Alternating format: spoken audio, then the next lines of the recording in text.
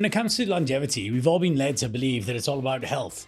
But what if there are hidden elements that could define how we think about living a fulfilling life? We gotta ask these questions, right? Why do you actually want to live longer? And more importantly, is the 85-year-old version of yourself gonna thank you for prioritizing health alone? I don't think so. I recently spoke at a conference where everybody was discussing longevity, but the only thing that we're looking at is health. And I believe that we need to be looking at two other factors, and that's what I want to talk about today. Imagine the scene. You're 85 years old and you're super healthy. You can walk to the shops, you can do lots of things, but there's a problem. When you reach into your pockets, when you get to the shops, there's nothing there. This is, of course, the second element we need to be thinking about when it comes to longevity. That is our wealth. And I want to explain to you why everything's going out of kilter here. Well, lay it on me, Studley. The world in which my dad graduated from was a very simple world. He studied for a few years after school and he studied sound engineering. He did that up until 70. He then retired and, he's living out his retirement. That's amazing. He, educated himself for the first 20 to 22 years of his life, then worked for 50 odd years, right, of his life, putting that knowledge into practice. And now he's living out for the rest of his life. Fantastic. Now what's happening is everything's changing. The world that my kids are graduating out of, my daughter wants to study medicine. She's going to finish school. She'll start studying. Let's say she takes a gap year. She'll finish studying at 28 years old. And she works until she's about 45, 50 years old. And the reason I say that is that the average age of retrenchment in careers, let's say perhaps not medicine, but I do think that that field is under threat, is 45 years old. So now people are losing their main career at 45. Instead of continuing up, they're getting to a point plateauing and then they're going down, often going into secondary jobs. So now what happens is people go down into their second career from maybe 40, 45, and then they've got to carry on working until, as long as they possibly can, earning slightly less than they were hoping. We have this preconceived idea that our salary is just going to keep going up and up and up. But of course, it doesn't work that way. Well, that sucks. Now, there's another data point that happens in the world today. They say that the average person born after the year 2000 will live to be 100 years old. So now we are working, earning for less time, but we're living for even longer.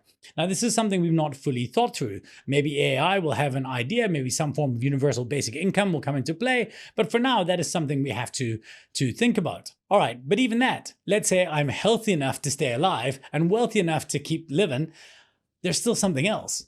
And that is the question as to why would I want to? Doesn't help my existential crisis.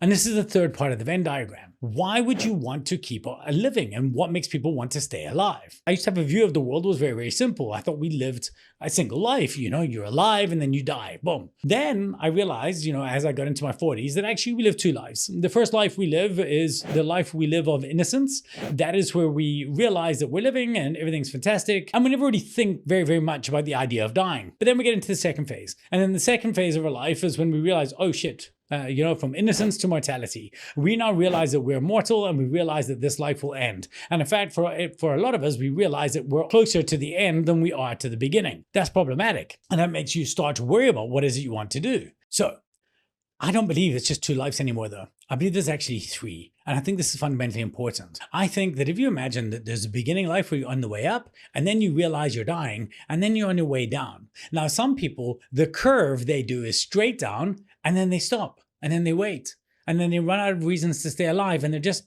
waiting to die, right? That's a terrible, terrible thing. What we want is to go up and then to come down as long and slowly as we can, and then kind of dive off into the abyss at the end of it. I never want to get to the bottom. And the bottom is when I run out of usefulness. The bottom is when I run out of relevance. If you want to really, really think about longevity, you need to be thinking about health, you need to be thinking about wealth, and you need to be thinking about relevance. Now, in the new book coming out in March 2025, I talk about quite early the idea of being useful. This was inspired by a podcast by my good friends Justin and Ethan King. They're not related on the Kingspiration podcast, but I got thinking a lot about the idea of the relationship between how useful we are and how relevant we are. And I think that there's a very, very important marriage to happen there. People who get to the end of their life, one of the biggest problems they have is that their usefulness runs out. I want to continue being useful as long as I can. Luckily, I think there is one skill that no matter what happens to your body, no matter what happens to you as a person, one skill that will always make you useful and will always make you relevant. And that skill, my friends, is storytelling. And why is storytelling for old people so important? Well, I want you to think about life this way. Life at the beginning, a young life is about collecting information. It's about gaining intelligence. An old life is about distilling that intelligence into what really, really matters. You know, you'll hear people at 30 and 40 talk about 40 things they know at the age of 40 or 30 things they knew at the age of 30. But generally, by the time you get to 50, you realize that that's not the job anymore. You don't want to have more things. I think Kevin Kelly did. You don't want to have more things, or you want to have less things. I want to be able to distill my information, my life's knowledge down to a few more important things. By the time I die, I hope to have it down to 2 or 3 things that I think that I know that the world needs to understand. And the way that I communicate that is through the power of story. And the good news is you don't have to be 85 years old to benefit from the skill of storytelling. Heck, if I was to focus on any one skill in the world today, it would be that very, very thing. I've been a crack record in this for years. I know you know it, but I always say that an expert that can speak will always have an unfair advantage over an expert that cannot. Damn it, that's true.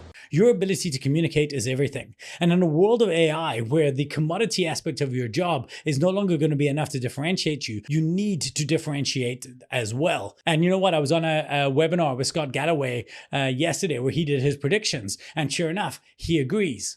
One skill you need to develop, storytelling.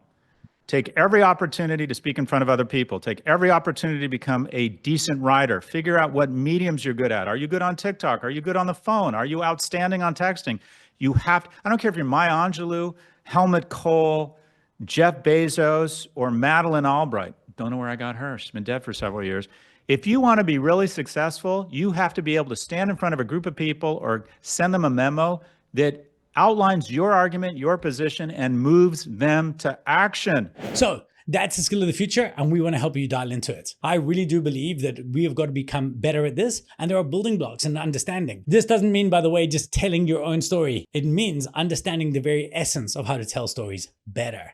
And that's what we want to train you to do. In the new year, we're launching a series of storytelling modules that you can jump into in small little cohorts that will only last a month. And we're going to train you in aspects of storytelling to really, really get your head around how you can be better at it. I want you to be that 85-year-old with a grandkid sitting on your knee, sharing your distilled wisdom with them.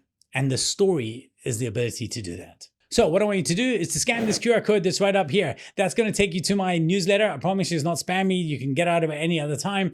I want you to subscribe to my newsletter because I'm going to find some really, really good, excited storytellers to join us in these original cohorts. If you want to be part of it, make sure you're on that newsletter. That's where we'll do the launch, and that's where we'll give all the launch discounts. That's it. It's not enough to stay alive. You have to stay alive. You got to pay alive, and you got to be relevant as well. Think about this. Think about the story you want to tell, and then come and join us, and we want to help you tell it. Lead loud.